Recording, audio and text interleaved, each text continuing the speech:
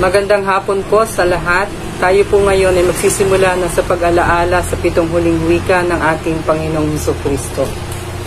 Ang una sa 7 huling wika ng ating Panginoong Hesukristo ay matatagpuan sa Lucas 23 verse 34. Ama, patawarin mo sila sapagkat hindi nila nalalaman ang kanilang ginagawa. Tayo po ay manalangin. Panginoon, marami pong salamat sa pagkakataong ito na pinagkaloob mo sa amin upang alalahanin namin ang 7 huling wika ng aming Panginoong Hesukristo.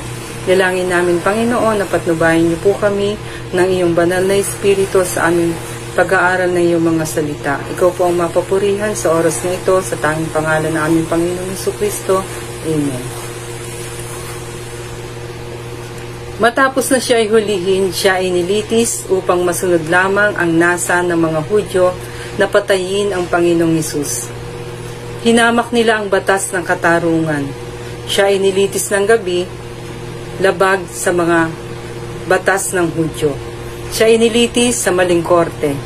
Ang akusasyon sa kanya ay kasong panghudyo, kaya nararapat na nilitis sa korte ng mga Hudyo.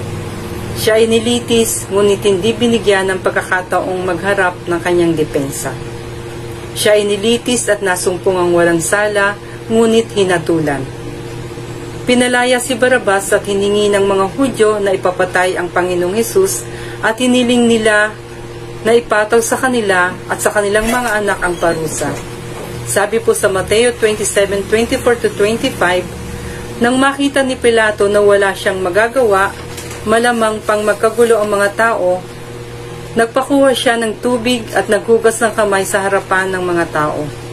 Wala akong pananagutan sa kamatayan ng taong ito, bahala kayo, sabi ni Pilato. Sumagot ang mga tao, pananagutan namin at ng aming mga anak ang pagkamatay niya. Kaya naman, ayon sa kasaysayan sa Ansale, Rhineland, Franconia, Bavaria, Australia at Germany, ang mga Hudyo ay pinagpapatay. Ipinako ang unang magnanakaw, ito ay nanungayaw. Ipinako ang pangalawa at gayon din ang kanyang ginawa. Ipinako ang Panginoong Hesus at hinintay ng mga tao ang kanyang sasabihin at kanyang binigkas. Ang nakasaad sa Lucas 23:34. Ama, patawarin mo sila sapagkat hindi nila nalalaman ang kanilang ginagawa.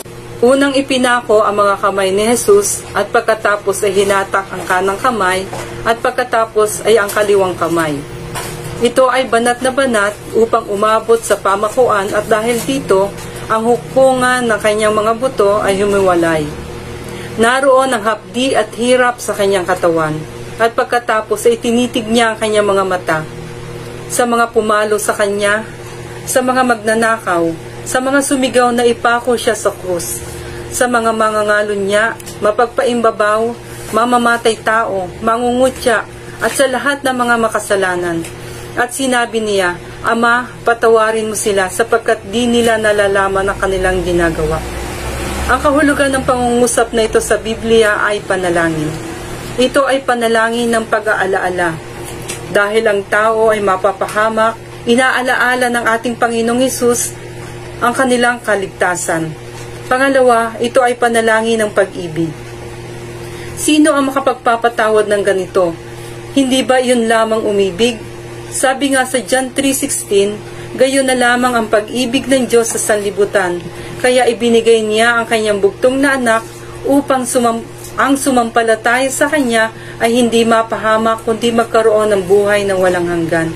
Sa kabila ng ginawa sa kanya, napatawad pa rin tayo ng ating Panginoong Hesus. Pangatlo, ito ay panalangin ng pagpapatawad. Ayon sa testimony ni Napoleon Bonaparte, hindi pa niya nasubukan ng magpatawad. Pero ang ating Panginoong Hesus, sa kawalan ng pag-asa, ang Diyos ay nagpatawad. Amen. Yun lamang po at purihin ng ating Panginoon. Ito po ang unang sa 7 huling wika ng aming Panginoong Hesus. Ang Ama, patawarin mo sila sapagkat hindi nila nalalaman ang kanilang ginagawa.